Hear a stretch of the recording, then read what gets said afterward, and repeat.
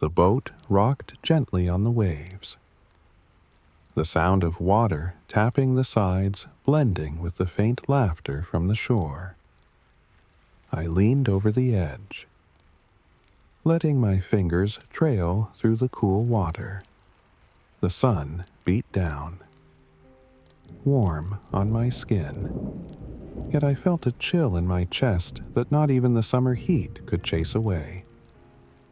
Since the breakup, I would do parties and random hookups, but it all felt empty. Faces blurred together, the brief sparks of connection fading just as quickly. None of them could ever fill the emptiness. I had been a rising star in the modeling world, navigating the glamorous, superficial landscape of New York City. But the more I climbed, the more isolated I felt. My ex had been a fixture in my life, someone I could share my dreams and fears with. But now those connections felt like wisps of smoke, intangible and fleeting. I swiped left and right on dating apps, chasing distraction but never really wanting to catch anything. I wasn't looking for love.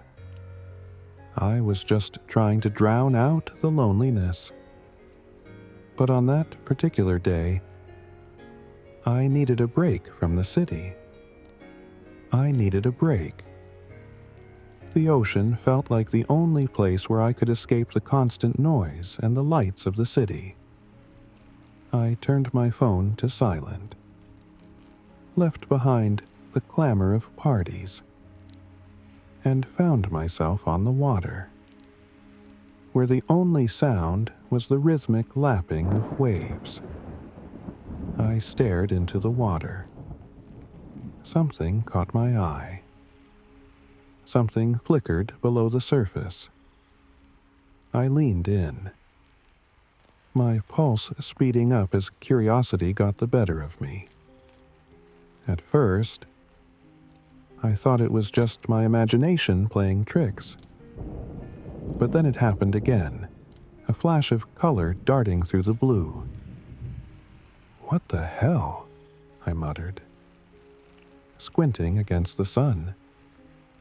My mind raced with possibilities. A dolphin? A large fish? I leaned further over the boat, my heart pounding with anticipation. That's when I saw her. A mermaid. Her shimmering teal tail glided gracefully through the water, catching the sunlight and scattering it like jewels across the ocean floor. I blinked, half expecting her to disappear. Her long black hair flowed behind her, curling in the currents like dark tendrils. But it was her eyes, bright sea green and sparkling with mischief, that truly captivated me. "Whoa," I breathed, my heart racing.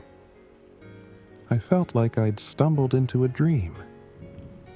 My usual charm and confidence evaporated, leaving me speechless and vulnerable. "Not what you expected, huh?" she teased, her voice light and playful, like it was riding the waves. I must have looked like a fish out of water, gaping at her in disbelief. I mean, no, not really," I managed to stammer. I fought to regain my composure, but it felt like trying to swim against a tide. "I'm Kai, and you're a mermaid." "Avisa," she replied, her smile illuminating the water around her. "And yes, I'm a mermaid. Not something you see every day, is it?" I shook my head, still processing the incredible sight before me. No, definitely not. Why are you out here anyway? She asked, swimming closer, her curiosity genuine. I needed a break from everything. The city's been exhausting. I felt the need to share more, to explain the emptiness I'd been carrying. It's all just noise. I guess I thought I could find some peace out here. Her expression softened, and for a brief moment, I saw a reflection of my own loneliness in her eyes. The ocean has a way of calming restless hearts, she said softly. I found myself drawn to her, not just for the magic of her presence, but for the raw connection I sensed between us. You could say that again. It feels nice to be here. I trailed off, not wanting to admit that I was running from more than just noise. From the heartbreak? She finished for me, her voice gentle. I blinked in surprise. How could she know? Yeah, I admitted, the words slipping out before I could stop them. I just got out of a relationship. It's been rough. And now, I don't know. I've been trying to fill the void with flings, but they never last. Avisa nodded, her gaze piercing and understanding. Love can be complicated. It's not always as simple as it seems. I could feel the weight of her words settling in my chest. She was right. Beautiful, isn't it? It's incredible, I breathed, my heart racing with awe. Where do you live exactly? I asked. I am Princess of Aquaora. I live in the palace, I said, being a bit funny. Oh, I am so lucky to meet the princess. As we swam through hidden caves and danced with the currents, the initial spark of curiosity began to bloom into something deeper. The connection between us grew stronger, each shared glance igniting something inside me that I thought had been extinguished. We spent hours exploring, laughing, and sharing stories. Avisa told me about her duties as a princess, her dreams of freedom, and her struggles with the expectations placed on her. I revealed my fears of fading into obscurity in the cutthroat modeling industry, my struggle to find meaning in a world filled with shallow encounters. Sometimes it feels like I'm just a pretty face, you know? I said, my voice tinged with frustration. It's like no one sees me for who I really am. Avisa touched my hand lightly. I see you, Kai. You're more than just a face. You're looking for something real, something that matters. Her touch sent a shiver through me, and in that moment, I realized just how much I craved this connection. I had spent so long trying to mask my vulnerabilities with casual flings and superficial relationships, but here was someone who genuinely understood me. Can we do this again? I asked, my heart racing. I mean, can I come back and see you? A soft smile graced her lips. Just promise to be careful. The surface world can be dangerous. Dangerous, I echoed, intrigued. You mean more dangerous than falling in love with a mermaid? She laughed, the sound light and easy, echoing through the water.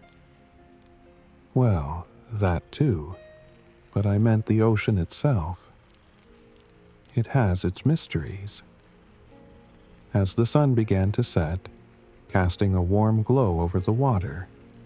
I knew I had to return to my life above, but I also knew I couldn't walk away from this connection. Avisa and I were something different, an adventure waiting to unfold. "See you soon, Avisa," I said, taking one last look at her. The glow of her eyes lingered in my mind, a beacon of hope. "I'll be waiting, Kai," she replied, her voice a soothing melody that followed me as I swam back to my boat. Back on the surface, the world felt different. I no longer felt like I was running from my problems. I had something real to look forward to, a chance to explore the depths of both the ocean and my heart. And as I navigated the waves back to shore, I couldn't help but smile. The horizon stretched out before me, promising more adventures, more moments with Avisa, a chance to discover not just her world, but also the person I could become. Every day since that first encounter, I had made it a point to return to the sea, eager to find Avisa. Each visit felt like stepping into a new world where worries faded away, replaced by the tranquility of the ocean and the warmth of her company. Our conversations flowed as freely as the water around us, a mix of laughter, shared stories, and moments that felt like tiny treasures hidden beneath the surface. One sunlit afternoon, as I prepared to dive back into the shimmering blue, I was too excited to meet her. Avisa had been hinting about her kingdom, Aquaora, a place I could only imagine, filled with wonders and beauty I had never seen. As I reached our meeting spot, I saw her silhouette cutting through the water, her tail a vibrant splash against the cerulean backdrop. She surfaced, the sunlight glinting off her wet hair, and greeted me with a bright smile. "Are you ready for another adventure today?" she asked, her voice melodic and inviting. "Absolutely," I replied, my heart racing. "Tell me more about Aquaora. I want to see it more deeply." Avisa hesitated for a moment, her expression shifting to one of seriousness. "I can take you, but you need to remember, humans can't stay underwater for long. You'll need to hold your breath and trust me." "I trust you," I said, feeling a thrill course through me. "Let's do this." With a nod, she took my hand and we plunged into the water. The chill enveloped me, but I felt a surge of adrenaline as Avisa guided me deeper. I focused on her, allowing myself to be swept away by the magic of the moment. As we descended, the sunlight filtered through the waves, casting dancing patterns on the ocean floor. I felt like I was in another world, one filled with shimmering blues and greens that shifted with every heartbeat. "Welcome to Aquaora," she said, her voice echoing in the water. Suddenly, we broke through a dense coral formation and into a breathtaking underwater kingdom. Coral towers rose majestically, adorned with colorful sea creatures that flitted about like living jewels. Bioluminescent plants glowed softly, illuminating the pathway that wound through the kingdom like a river of light. Merfolk swam gracefully, their tails sparkling with hues that mirrored the reef around them. I marveled at the sight. Aquaora was like a dream made real, bursting with life and color. Avisa showed me the marketplace, where merfolk exchanged goods, beautiful shells, vibrant coral ornaments, and delicate fabrics woven from seaweed. They stopped and stared, their eyes wide with surprise and curiosity, murmurs rippling through the crowd as they saw a human among them. "Who is this?" one mermaid asked, her voice a mix of intrigue and caution. "This is Kai, my friend," Avisa replied, her tone confident. "He means no harm. He's here to learn about our world." Some merfolk nodded, while others watched warily, unsure of this human who had ventured into their realm. Avisa guided me through the bustling market, her hand intertwined with mine, grounding me amid the swirling activity. "Here," she said, leading me to a vendor who displayed an array of colorful pearls. "These are known as the tears of the ocean. They're said to bring good luck." "Can I buy one?" I asked, thinking of how much I wanted a piece of this world with me. Avisa laughed softly, and the sound warmed me. "You don't need to buy them. Just take one. They're a gift." I selected a deep blue pearl, its surface glimmering like the ocean at twilight, and slipped it into my pocket, a tangible reminder of this extraordinary day. As we continued our tour, Avisa shared stories about her kingdom, her voice filled with pride. "We value harmony with the sea and each other. Our duties as merfolk revolve around maintaining the balance of our environment." "And what about you?" I asked, genuinely curious. "What do you want for yourself?" She paused, her expression thoughtful. "I want to explore, to see what lies beyond Aqua Aura. Sometimes I feel trapped between my duties and my dreams." I felt a pang of understanding, recognizing the mirror of my own struggles in her words.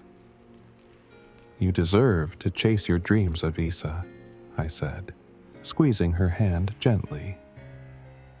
"You shouldn't have to choose between them." Just then, a group of young merfolk approached, giggling and whispering among themselves. "Can we take a picture with the human?" one asked, excitement evident in her voice. I couldn't help but smile at their enthusiasm, my earlier worries forgotten in the face of their curiosity. Avisa's eyes sparkled with mischief as she nodded, and they crowded around me, posing playfully. After the photo, we wandered to a beautiful glade where the sunlight streamed through the water, illuminating the lush underwater plants. Avisa paused, turning to me with a soft expression. "I'm glad you're here, Kai. It feels different with you," she said, her voice low and sincere.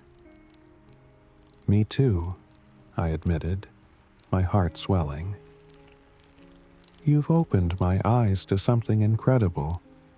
I don't think I could ever go back to how things were before." The connection between us deepened, a magnetic pull that made the world fade away. The adventure we'd shared had ignited something in me, a feeling I thought I'd lost after my breakup. It felt warm and comforting, like the sun filtering through the water. But soon, I felt the pull of time weighing heavily on my chest. I had to return to the surface. "Avisa," I said, my voice tinged with reluctance. "I need to get back before it's too late." "Okay," she replied, her smile fading slightly, but determination shining in her eyes. "I'll take you back." As we swam back to the shore, I felt a mix of exhilaration and melancholy. I had witnessed the beauty of Aquaiora and shared moments that felt real and genuine, yet the weight of returning to my life loomed ahead. When we reached the surface, I pulled myself onto the sand, looking back at her, breathless. "Thank you for today, Avisa. It was amazing." She swam close to me, her expression soft. "Promise you'll come back?" "Every chance I get," I said, and in that moment, it felt like a vow. As I turned to leave, I glanced back, catching a last glimpse of her gliding through the water, a vision of grace and beauty. But as days turned into weeks, I returned to that spot on the shore, only to find the water still and empty. Avisa didn't appear. At first, I tried to drown my worry in work and casual encounters, but nothing seemed to fill the void. I felt restless, as if a part of me was missing. I couldn't forget her laughter, the way she made the ocean come alive. I couldn't ignore the pull of Aquaora or the connection we had shared. Determined to find her, I returned day after day, searching for the familiar flicker of teal beneath the waves. Each time I plunged into the ocean, the thrill of possibility coursed through me, but the feeling of absence weighed heavily in my heart. On one of those days, I sat on the shore staring out into the vast expanse of blue. The sun dipped low, casting golden rays that danced across the surface, and I found myself wondering if she was out there, swimming through her kingdom, lost in her own thoughts. I was about to turn back when I saw a flicker of movement in the water, my heart leaping with hope. Avisa emerged, her eyes bright with surprise. "Kai!" she exclaimed, her voice slicing through the stillness like a melody.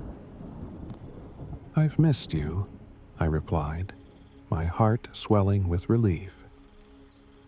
And just like that, the pieces of my life that had felt so chaotic began to realign.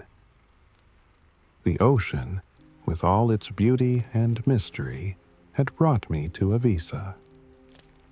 Together, we would continue exploring the depths of our hearts and the wonders of her kingdom. Each moment we shared felt like a step deeper into a connection that transcended the surface world, a love that grew stronger with every visit. With each passing day, I found not just a new world beneath the waves, but also a deeper understanding of myself, a journey that was just beginning, unfolding like the ocean's endless horizon. Avisa always seemed to slip away just when I wanted to pull her closer. She was right next to me, moving through the water like she was born to be there, but emotionally, there was a distance that felt impossible to bridge. No matter how many times we met, or how much time we spent together, she always felt just out of reach. "I don't want you to leave," I confessed one evening, my voice coming out rougher than I meant. It wasn't just a casual thing anymore, I really needed her. Every time she mentioned going back home, a tight knot formed in my chest. The thought of her slipping back into that underwater world without me, it hurt like hell. Avisa looked at me with those sea-green eyes of hers, shimmering with something I couldn't quite decipher. "Kai, you know I have to go. It's my duty." "Duty?" I scoffed, trying to lighten the moment, but my heart wasn't in it. "What about us? What about me?" My voice cracked, and I hated how desperate I sounded. But I couldn't help it. She was the only thing that felt real, the only thing that mattered. Her lips pressed into a thin line as she turned to stare out at the horizon, where the ocean kissed the sky. We sat in silence for a while, the gentle lapping of the waves wrapping around us. "Kai," she said softly, still not looking at me. "We don't have a future together." Those words landed like a punch to the gut. I could hardly breathe. "What do you mean?" "Of course we do. We'll figure it out." She shook her head, her dark hair flowing over her shoulders. "I'm not entirely like you. I'm not just a woman." I blinked, confused. "What are you talking about?" Then she told me how she wasn't just human. How she was Avisa, the girl I'd fallen for, but also something more. I could feel the pieces falling into place. Her kingdom, her tale, the way she seemed to belong to the water. But none of that mattered to me. "So what? We'll figure it out," I said, trying to sound confident. Avisa sighed, a mix of frustration and something else, maybe sadness. "There's no figuring it out, Kai. This is who I am." That night, sleep evaded me. I tossed and turned, my mind racing. I couldn't lose her. I wouldn't. There had to be a way. The next morning, Avisa mentioned the witch. "There's someone who might be able to help," she said, her voice quiet but hopeful. "An old witch in my kingdom. She's powerful.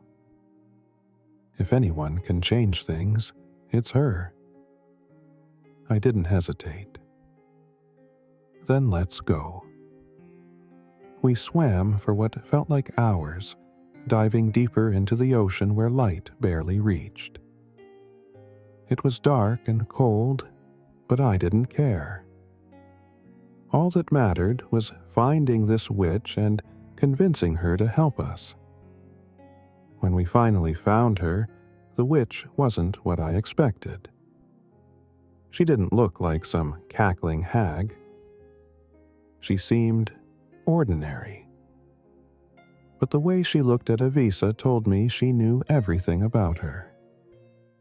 Avisa explained why we were there. I stood back, feeling out of place in this world that wasn't mine, but I was desperate to make it mine if it meant staying with her. The witch listened, her expression unreadable. "I can't," she said simply. "Your father would never allow it. He would be furious if I meddled in this." Avisa's face fell, and my heart sank too. But she didn't give up. Turning to me, her eyes wide with determination, she said, "We have to go to my father. We'll make him understand." Meeting Avisa's father felt like stepping into another universe. He was everything I imagined a king would be, regal, imposing, and intimidating. He commanded respect, not just demanded it. And he wasn't impressed with me. Not one bit. I stood there, feeling small, like a kid who accidentally wandered into a grown-up gathering. But I wasn't backing down. Not when it came to Avisa. I loved her, and if he was going to stand in the way, I'd fight for her if I had to. Avisa spoke to him, her voice steady but pleading. She told him about us, how much we meant to each other, and all we wanted was a chance to be together. The king's face remained cold as stone. He didn't blink while she spoke. When she finished, he stared at her for what felt like an eternity. Just when I was about to say something, anything to plead my case, he finally spoke. "This man," he said, his voice booming in the underwater chamber, "is not worthy of you." Ouch. That stung. But I held my ground, refusing to flinch. Avisa didn't give up. "Father, please. I love him." That seemed to get his attention. He looked between the two of us, his gaze softening ever so slightly. He let out a long sigh, and for the first time I saw something human in him. Something fatherly. "Very well," he said after a long pause. "But it won't be easy. There will be sacrifices." The witch was called back, and with a wave of her hand, the transformation began. I watched as Avisa's tail shimmered, slowly changing, becoming something else. Something more human. When it was done, she stood there, legs where her tail had been, her eyes wide with wonder. She looked at me, and for the first time, I saw the future we could have. Together. I reached out, taking her hand in mine. "You're sure about this?" Avisa smiled, and it was the kind of smile that lit up her whole face. "I've never been more sure of anything." And just like that, everything shifted. We had a chance now. A real chance. As we swam towards the light, it felt like the ocean was cheering us on, its depths no longer a barrier, but a vast expanse of opportunity. With each stroke, we broke through the waves of uncertainty, propelling ourselves toward a future that was finally within reach.